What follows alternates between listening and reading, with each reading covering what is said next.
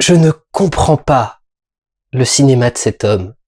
Je ne comprends pas comment il peut dire les choses qu'il dit sur ses films et avoir l'impression de dire un truc juste. Je ne comprends pas Christophe Honoré. C'est même pas que c'est pas ma came, c'est clairement pas ma came. Mais même quand c'est pas ma came, des fois je comprends l'idée du truc. Et là, les déclarations d'Honoré ne vont... Rien ne va ensemble Bonjour à tous. Il va être question des Malheurs de Sophie, adaptation de roman de la Comtesse de Ségur par Christophe Honoré, qui nous avait régalé l'année dernière de son adaptation des Métamorphoses d'Ovide, et qui revient donc nous raconter l'histoire de cette petite enfant de 4-5 ans qui fait des bêtises. Il y a eu 3 livres faits sur Sophie, il y avait les Malheurs de Sophie, les vacances, et puis Sophie fait, je sais plus, Sophie fait du ski, il y en avait un entre les deux, les petites filles modèles. Et il a donc décidé de réunir ces 2 bouquins en un, et de proposer donc sa version de Sophie. Et il nous propose un truc qui... Alors, la première question que je me pose, et la première question que j'ai posée quand je suis allé voir ce film, j'étais avec un pote, je suis sorti, c'est à qui est destiné ce film? Vous savez, alors, on peut les critiquer, hein, les studios hollywoodiens, d'avoir des feuilles de route, d'avoir des demandes précises pour tel ou tel public. S'il y a des enfants, il faut qu'on fasse ça. S'il y a des machins, il faut qu'on fasse ça. S'il y a des femmes entre 18 et 35 ans, il faut qu'on fasse ça. S'il y a des hommes entre 29 et machin. Voilà. Ça peut être bien, ça peut ne pas être bien. Mais quand vous faites un film pour enfants, vous devez faire un film pour enfants. Je ne vois pas quel enfant pourrait apprécier ce film. Le seul enfant qui apprécierait ce film, c'est un enfant chiant. C'est un enfant qui n'existe pas. C'est un enfant bobo. Un enfant bobo arty. Ça n'existe pas. Vous faites des films pour des gens qui n'existent pas, monsieur Honoré. Vous les faites pour vous. Putain, je viens de lever la voix, j'avais pas du tout prévu de lever la voix. Mais il y a vraiment un moment où... Quel gosse peut apprécier ce film? Les gosses qui étaient dans la salle ont pété un câble au bout de 40 minutes. Celui qui était à côté de moi, au bout d'1h20, il était allongé sur le canapé, et il était... Le canapé, les fauteuils du cinéma, et il était avec sa main en train de promener sa main sur le bord des fauteuils du cinéma, ce qui au bout d'un moment devait lui cramer la main, je suppose, parce que c'est du tissu, si on va trop vite sur un truc, ça doit te cramer la main, et je pense qu'il préférait se cramer la main que continuer à regarder le film. Vous voyez où est-ce que vous en arrivez, monsieur Honoré? Vous faites se faire du mal à des enfants. Je vais très loin, c'est pour faire le sketch, mais qu'est-ce que c'est que ce délire? Vous faites un film pour gosses en 1.33. Je dis vous, enfin, c'est un truc très général, c'est une espèce d'entité quelconque qui a réalisé le film et qui a pris les décisions, mais c'est... Quel gosse déjà va remarquer que c'est en 1.33.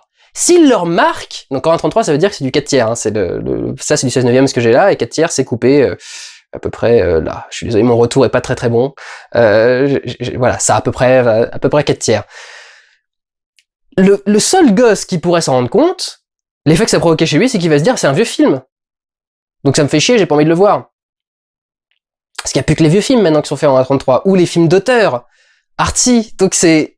Qu'est-ce que ce truc vient faire au milieu en 1.33? Rien que le cadre est aberrant dans ce film. Rien que le cadre, ça va pas. C'est quand même ouf. D'ailleurs, à la fin, le cadre repasse en 16/9 pour la séquence de toute fin, qui a pas vraiment de sens. C'est, oui, d'accord, elle vit un truc cool, mais elle vivait des trucs cool aussi au début. Enfin, il y avait pas que c'était pas forcément mal ce qui se passait dans la vie de Sophie, donc changer du 1.33 au 1.96 ou au 1.85 d'un seul coup à la fin, ça n'a vraiment aucun sens particulier. Et en même temps qu'on a ce côté vieillot ringard du format, du ratio du cadre en 1.33, on a des trucs qui sont totalement uchroniques, genre une scène de rêve à un moment qui est sur une espèce de R&B ou je sais pas trop quoi. J'ai pas noté la musique que c'était, mais il y a un espèce de truc comme ça, ou une espèce d'une scène de rêve qui d'un seul coup nous est mixée avec de la musique ultra moderne, truc qui ne colle pas du tout avec le reste du film. Il y a un espèce de truc étrange, parce que évidemment c'est pas du tout l'époque, quoi. Alors d'ailleurs, sur d'époque, on va commencer avec certains trucs. Il y a selon alors Christophe Honoré a comment dire, s'est beaucoup amusé avec les bouquins et il n'y a pas grand-chose de très fidèle et notamment la période, l'époque à laquelle ça se passe, il l'a ramené à la Révolution au 18e siècle, alors que les romans normalement se passaient au 19e.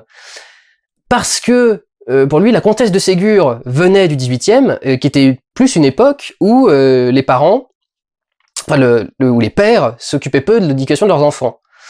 Ce qu'il a transcrit d'ailleurs en ne filmant jamais le père en entier. Il est toujours filmé avec des gros plans ou alors uniquement avec ses jambes, uniquement ses jambes, ses pieds, le bas du corps ou des ombres, des trucs, mais rarement, il est rarement visible plein cadre et je crois qu'on voit même rarement son visage. Deux choses qui vont pas déjà là-dedans, c'est qu'on s'en fout, la comtesse de Ségur soit née au 18e plutôt qu'au 19e, c'est pas ça qui change le fond de son texte. Si son texte a marché à l'époque, c'est qu'il devait encore être valable. Est-ce que c'est à ce point important de parler de cette histoire de père qui n'est pas, qui est pas présent dans l'éducation de sa fille, parce que effectivement, il a tellement bien rendu ça que le père est totalement absent du film. Il y a vraiment des moments où je me demandais même si elle avait un père, Sophie, pendant le truc, parce que je voyais même pas où est-ce qu'il était. Il y a quelques scènes où il parle avec sa femme, mais vraiment, c'est de très loin et presque on pourrait peut-être se demander même vraiment si c'est son père. On se demande même si c'est son père biologique en fait presque. Mais en plus, au-delà de tout ça, il y a tout un symbolisme qui est lié à la poupée par exemple. Le père offre à Sophie une poupée et le truc c'est que Sophie maltraite souvent cette poupée parce que je cite Honoré, hein, parce que cette poupée représente ce que le père voudrait qu'elle soit. Le problème c'est que si on voit pas le père parce qu'il est absent soi-disant de l'éducation de la gosse, on sait pas qu'il a envie qu'elle soit une poupée. Il lui offre une poupée, c'est tout. Donc le fait que Sophie maltraite la poupée ensuite n'a plus aucun sens parce que ça ne, on sait pas qu'est-ce que c'est censé représenter la vision du père sur la fille. Si le personnage du père est absent, évidemment qu'on peut pas savoir ce qui dépend de son point de vue à lui. Et le fait de transcrire l'époque par rapport à la naissance de l'auteur et non pas du récit, c'est absurde aussi. Enfin, elle a bien écrit sur le monde qu'elle voyait autour d'elle. La comtesse de Ségur, elle a pas inventé, ou alors c'est peut-être des souvenirs, des mémoires, mais donc voilà, encore une fois, un truc qui vient un peu de nulle part. Alors la mère d'ailleurs au passage de Sophie, jouée par une actrice typée maghrébine, qui n'a rien à faire là. Déjà par rapport à l'époque, mais alors en plus il justifie ça en disant oui mais la comtesse de Ségur était russe et du coup elle s'est toujours fait rejeter par Paris et parce qu'elle était russe et pas tout à fait française et je voulais du coup avoir une actrice typée parce que du coup on sent ce côté étranger, etc. Ce n'est pas la mère de Sophie. Si elle était russe, ça reste une européenne occidentale, donc c'est pas comme si ça se voyait sur sa gueule qu'elle était étrangère. Et justement, tant qu'on cite pas le fait qu'elle soit russe ou autre chose, on pourra jamais parler de ce truc-là, et je pense qu'on en parlait jamais, à vrai dire. Et ça rajoute encore à pas mal de problèmes, parce que elle a quelques problèmes d'articulation à certains moments, et c'est vrai que du coup, on comprend pas toujours ce qu'elle dit. Mais surtout, c'est pas la mère, parce que la mère de Sophie était beaucoup plus méchante que ça, entre guillemets. C'est-à-dire que là, la mère de Sophie est une lavette, presque. Je crois qu'il y a un moment où elle perd la parole, tellement elle en a marre de gueuler sur Sophie, mais en fait elle gueule pas vraiment sur Sophie. J'ai pas compris ce film, soi-disant elle fait des conneries, elle ne se fait jamais engueuler du film. Les rares fois où elle se fait engueuler, tout le monde se pardonne, tout le monde s'excuse, tout le monde lui fait des machins, etc., tout le monde lui fait la courbette. On a l'impression qu'elle est jamais punie, donc évidemment qu'elle continue. Si vous lui dites jamais qu'elle a fait vraiment un truc de merde, pourquoi est-ce que vous voulez qu'elle s'arrête? Il y a beaucoup de choses comme ça qui sont très étranges dans ce film et très difficiles à comprendre. Je suis sur la compréhension, donc je vais rester dedans 5 secondes en y allant rapidement parce que ça va pas être gentil ce que je vais faire, mais les gosses jouent mal.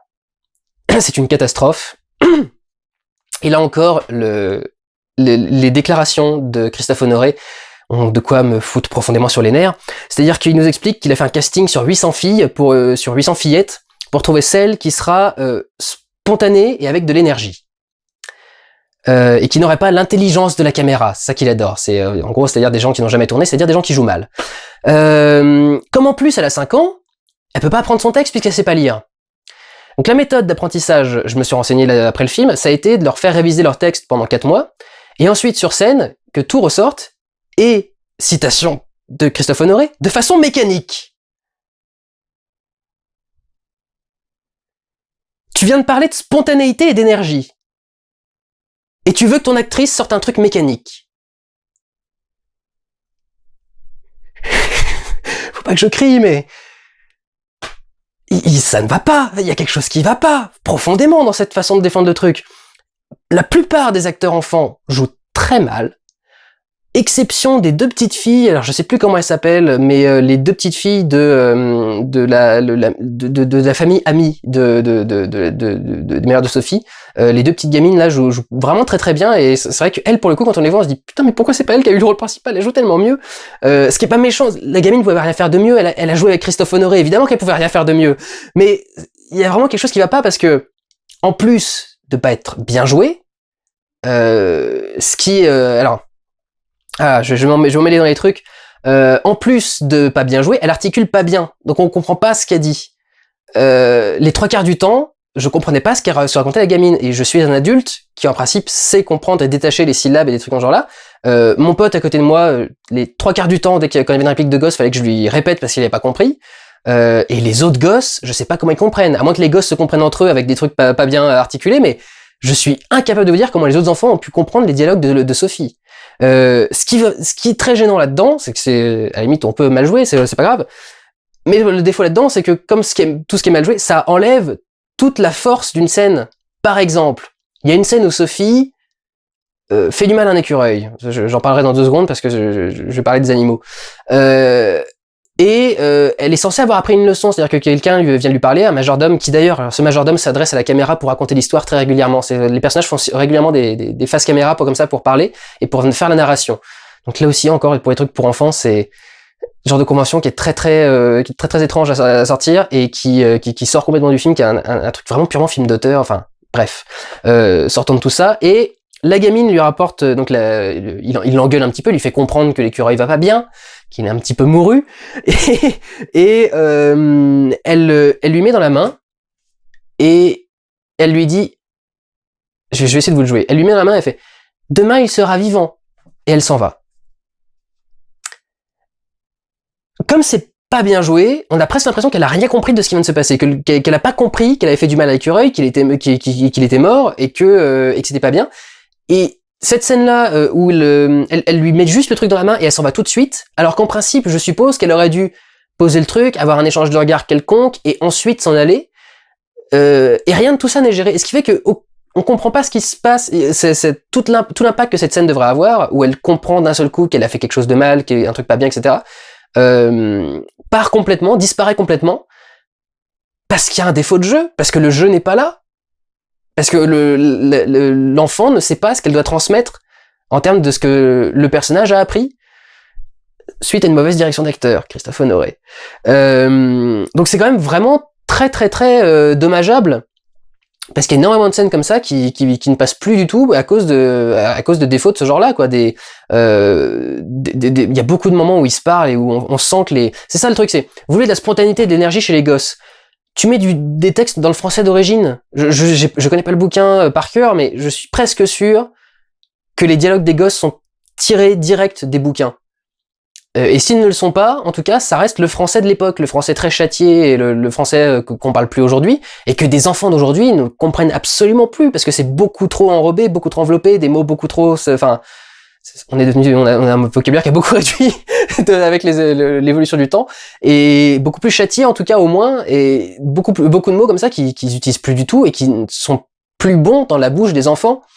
Et si vous leur faites jouer ces mots-là, vous devez leur faire comprendre ces mots-là. Sinon, ils peuvent pas le faire. Je sais pas si j'en ai noté un de mots vraiment précis. Non, j'en ai pas. Mais il y a plusieurs moments comme ça où il y a des mots précis vraiment que ça se voit qu'ils comprennent pas ce qu'ils sont en train de dire, et que du coup ils peuvent pas jouer correctement leur réplique. Alors pareil, autre petite chose, les animaux en prennent un peu dans la gueule dans ce film, et du coup, plutôt que de prendre des vrais animaux, il s'est décidé à prendre des animaux, à faire les animaux en animation. Et comme c'est un film pour gosses, il s'est dit je vais faire une animation dessinée à la main. Il a pris l'animateur d'Ernest et Célestine, qui a animé deux familles d'animaux, l'écureuil et l'hérisson. Le hérisson. À chaque fois qu'il se passe quelque chose en fait pour les animaux, ils sont faits en faux, alors que il y a un vrai chat qui se promène à plusieurs endroits du décor. Et là encore, il y a un problème de cohérence. Si tu fais les animaux en animation, va au bout du pari, parce qu'en plus le chat il est visible dans 3 plans, hein. Donc ils auraient pu le faire en animation aussi, ça aurait pas coûté des milliards d'euros plus cher, et ça aurait fait une cohérence globale, parce que là en gros, le choix de faire les animaux en animation ou pas, c'est par rapport à l'argent. c'est pas une décision de mise en scène, c'est pas une décision par rapport à ce que ça implique dans le film, c'est par rapport à l'argent, et également par rapport à la SPA ou par rapport aux cascades spécifiques qu'il voulait que les animaux fassent. Honoré disait qu'il voulait pas avoir à diriger un écureuil qui devait se déplacer sur un truc à lui dire d'aller au point A, au point B, etc. En principe, c'est pas lui de le faire, c'est un éleveur, mais surtout, c'est uniquement une question d'argent qui a décidé que ce serait fait en animation et pas avec un vrai animal sur le plateau qui en plus aurait pu se faire martyriser par les gosses, etc. Enfin, un plateau, c'est un environnement dangereux aussi pour les animaux, donc c'est uniquement une question pratique et ça n'a plus aucun sens en termes de mise en scène. Et du coup, quand on voit les créatures arriver, on sait qu'il va leur arriver un truc de mal. Moi, quand j'ai vu les hérissons arriver au début, je voyais les 3 hérissons, je me suis fait tiens, ils sont d'animation, ils vont crever. Alors oui, évidemment, les gosses vont peut-être pas se le dire, mais les gosses vont peut-être aussi se demander pourquoi est-ce que d'un seul coup on a de l'animation dans un film normal, pourquoi est-ce que les autres animaux sont pas en animation. Et réponse de Christophe Honoré, pourquoi est-ce qu'il aime bien l'animation? Parce que ça rajoute, comment il dit, une impureté à l'image. Je comprends même pas cette observation. L'animation apporte une impureté à l'image. Du faux, du virtuel, sans doute. Une impureté? Et c'est marrant parce que je m'en étais rendu compte déjà dans les métamorphoses d'Ovide que il aimait pas les images nettes et bien faites à cause de sa scène sous-marine, et le numérique c'est pas fait pour lui. Et il aime bien les images crades et moches en fait, donc il faut qu'il tourne en 16 mm en fait, Honoré. Le problème c'est que il tourne tout en numérique. Je sais même pas pourquoi, parce qu'en plus il a un putain de budget. Ce film a coûté, combien il a coûté? Je vais juste vérifier pour pas dire de conneries. 7,8 millions d'euros. Il y a presque 8 millions d'euros qui sont passés dans ce truc. Et donc, t'as moyen d'utiliser autre chose qu'une caméra numérique. Si t'as envie de vraiment faire de la pellicule, fais de la pellicule. Il reste encore quelques labos éclairs existent encore, des trucs dans ce genre-là, pour développer les films. Donc c'est pas comme si c'était infaisable. Et si tu supportes pas l'image de bonne qualité, arrête de faire des images de bonne qualité. Comme ça, au moins on arrêtera de s'engueuler l'un et l'autre. Il m'a jamais répondu, il m'ignore complètement. On s'en fout, il sait même pas que j'existe. Mais il y a un truc qui va pas du tout dans la mise en scène de ce mec-là et dans beaucoup de ses choix, et l'animation là aussi des petits animaux. C'était vraiment une question d'organisation et d'emploi du temps. Le budget était sans doute aussi nécessaire pour rentabiliser les journées, parce que les enfants, surtout de cet âge-là, alors 4-5 ans, normalement elles tournent pas plus de 4 heures par jour. 4 ou 5 heures. 5 ou 6 s'ils ont tourné pendant les vacances. Mais les acteurs enfants ne peuvent pas beaucoup jouer, et 4 heures de tournage par jour c'est rien. D'habitude on utilise 8, et encore 8 c'est ce qu'on déclare généralement. On tourne généralement pendant 8 heures, mais on bosse pendant 12 heures. Mais du coup, enfin, il y a ça ne va pas. Ça se voit que c'est l'argent qui a décidé de ce détail de mise en scène, les animaux animés, j'y suis revenu, et pas une décision de réalisation de la part de Christophe Honoré. Au-delà de tout ça, alors j'étais en train de parler de la gosse et des animaux à côté. Les acteurs adultes sont vraiment pas tous très bons. Heureusement, il y a Anaïs de Moustier, qui est une putain d'actrice et qui joue vraiment super bien. Et alors, je pensais vraiment pas que ce serait le genre de truc que je sortirais du film, mais alors Muriel Robin sauve le film. Elle joue magnifiquement bien, elle est parfaite. Et elle joue une espèce de connasse de comtesse méprisante avec les gueux et les pauvres, qui a des répliques mais tellement parfaites. À un moment, elle arrive, elle voit le domestique de la famille alors la famille de la nana que joue Anaïs de Moustier, je sais plus comment elle s'appelle. Elle arrive et elle a un homme de main qui est très mignon, qui a une vingtaine. Et elle lui fait toute une lecture en disant mais il faut surtout pas prendre des hommes de main mignons, après les gens veulent vous les récupérer, moi je les prends tous moches et repoussants, et à un moment il faut bénir le ciel de la laideur des petites gens. Elle est parfaite, elle est géniale, c'est le truc que j'ai sorti de ce film, c'est Muriel Robin dans le rôle de la belle-mère acariâtre. Elle le joue vraiment au cordeau, elle est parfaite. Et il disait, alors c'est là pour le coup, bon instinct de mise en scène de Christophe Honoré, il disait les enfants, si vous faites 7 prises, à la 7e, ils en ont ras-le-bol, ils sont en train de dormir sur le truc. Donc il faut des acteurs adultes qui peuvent tourner très vite. Et Anaïs de Moustier, il dit, c'est une actrice de la première prise, elle joue super bien tout de suite. Et Muriel Robin, c'est une spécialiste du théâtre. Donc forcément, quand elle arrive, elle connaît son texte par cœur, et elle peut te sortir des scènes entières d'un coup, parce qu'elle a une formation qui est faite pour te sortir 1h30 ou 2 heures de texte d'un coup. Donc elle est vraiment parfaite pour ce genre de conditions. Et là, pour le coup, oui, là, il y a une bonne intention, une bonne décision de tournage, de réalisation. Donc je peux reconnaître quand il fait des bons choix quand même. C'est juste qu'il n'y en a pas énormément. Il y a une scène de comédie musicale aussi. C'est genre c'est Christophe Honoré, dès qu'il fait un film grand public, faut qu'il y ait une musique à un moment ou à un autre. Et alors oui, par exemple, je crois que ça va être mon dernier truc. Oui, je suis venu au bout. Ah non, alors il y a un autre petit truc. Les adultes jouent parfois les trucs à fond comme des enfants, c'est-à-dire qu'il y a un moment où ils doivent opérer entre guillemets la poupée de Sophie. Et il fait la scène avec au-dessus des bruits de dentiste, avec vous savez la fraise du dentiste qui tourne, des bruits de scalpel, de machin, d'opération, un espèce de battement cardiaque. Enfin, encore une fois un truc complètement uchronique qui n'a rien à faire là. Et les adultes du coup jouent la scène comme si c'était des enfants en fait. Ils voient la poupée se faire opérer, ils font oh mon dieu, oh machin. C'est quel est le sens de tout ça? Je ne comprends pas. Est-ce que c'est les parents qui essaient de... Enfin, c'est parce qu'on va me dire, faut que tu cherches du sens partout, etc. Oui, évidemment que je cherche du sens. Ce film, en plus, a coûté 7,8 millions d'euros. Encore, j'espère quand même qu'il y a du sens dans la plupart des plans qui sont faits, parce que pour avoir dépensé autant de sommes dans cette merde, j'aurais pas dû dire merde, ça y est, ça m'a échappé, mais comment on peut faire des trucs pareils? Et alors oui, le dernier truc que j'avais envie de noter, c'est que, donc, évidemment, c'est Christophe Honoré. Donc, à un moment, il y a un prêtre qui est très tendancieux, qui chante une chanson en chinois, d'un coup, avec un éventail. Donc il est comme ça en train de chanter, il a une voix bien aiguë, et à chaque fois qu'il parle à Sophie, j'ai l'impression qu'il veut la violer. Donc, je sais pas d'où ça vient. Est-ce que vraiment dans le bouquin, Sophie avait un a priori comme ça du prêtre, ou du pasteur, ou de l'abbé, je sais pas trop qui lui faisait un peu peur, ou qui était un peu étrange, ou alors si le personnage était écrit pour être un peu foufou. Mais là, on a vraiment juste l'impression de se dire, bah, c'est Christophe Honoré, donc il y a un prêtre, et le prêtre, il sera pédophile, ou un peu tendancieux sur sa sexualité, sur son comportement. Pourquoi t'es obligé de faire ça? C'est un film pour gosses, en plus. La plupart vont pas vraiment le comprendre, et la plupart, ça les fera pas rire non plus, quoi, de voir un mec faire un truc sur la Chine, au milieu de ce film qui se passe au XVIIIe siècle, et avec une maghrébine en mère de famille, alors que la gosse l'est pas, et... Je ne peux pas encaisser les films de Christophe Honoré. Vraiment, je n'y arrive pas. Il y a une incompatibilité totale. Vous allez encore me dire pourquoi tu vas le voir. Eh ben, parce qu'il n'y avait pas grand chose au cinéma. Et j'aime bien me mettre des défis. Moi, c'est justement ça le truc. Les gens me disent toujours, mais si t'aimes pas ça, pourquoi tu vas pas aller voir? Justement. C'est ce que j'essaie de vous transmettre depuis le début, c'est de vous dire, passez vos a priori, passez ce que vous pensez avoir sur les films, challengez-vous, essayez de découvrir un nouveau cinéma. Je suis pas du tout en train de dire aux gens de se bloquer sur un cinéma, de rester bloqué sur tel ou tel de genre, sur les blockbusters, sur machin. J'essaie juste de dire qu'ils valent tous quelque chose et qu'il faut justement tous aller les voir, ils sont tous intéressants. Mais celui-là, je suis pas sûr qu'il soit intéressant.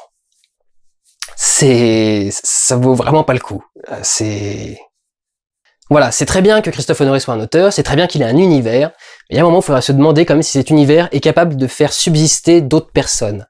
En dehors des bobos parisiens gauchos, machin, qui vont trouver que c'est genre, c'est génial, et c'est de l'art, et c'est machin. Non! C'est un délire, et je comprends pas ce qu'il essaye de faire avec ça. Et d'ailleurs, le film marche pas du tout, c'est-à-dire c'est un des plus gros démarrages d'Honoré, mais il a fait un peu moins de 200 000 entrées.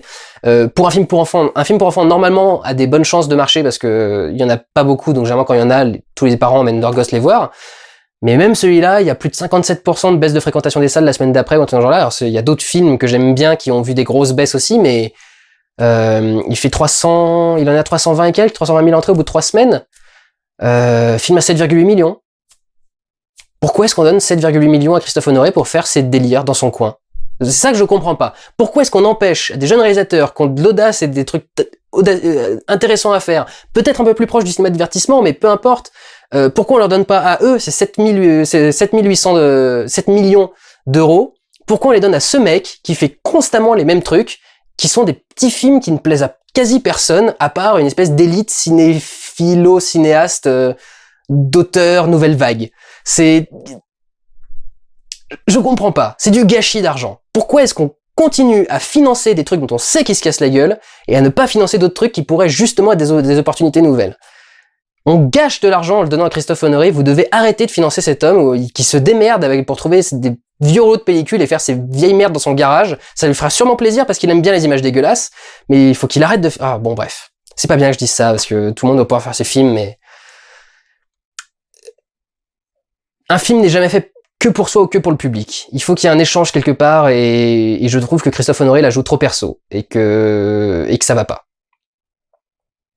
Voilà, c'est un peu particulier à faire passer comme message.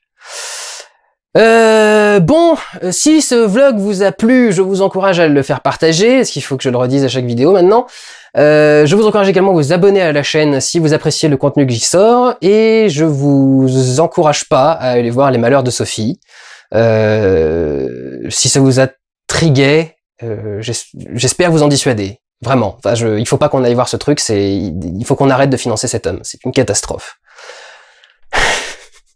Pas à cette hauteur-là. Financer Christophe Honoré avec 1 million ou 2 millions d'euros, il sera très content de se débrouiller avec des bouts de ficelle pour faire ses petits films. Lui donnez pas 7 millions pour faire un film pour gosses en 1.33 avec des textes incompréhensibles par des gosses qui savent pas les jouer. Voilà, c'est absurde. C'est complètement absurde ce film. Prenez soin de vous, allez voir des films. Ciao!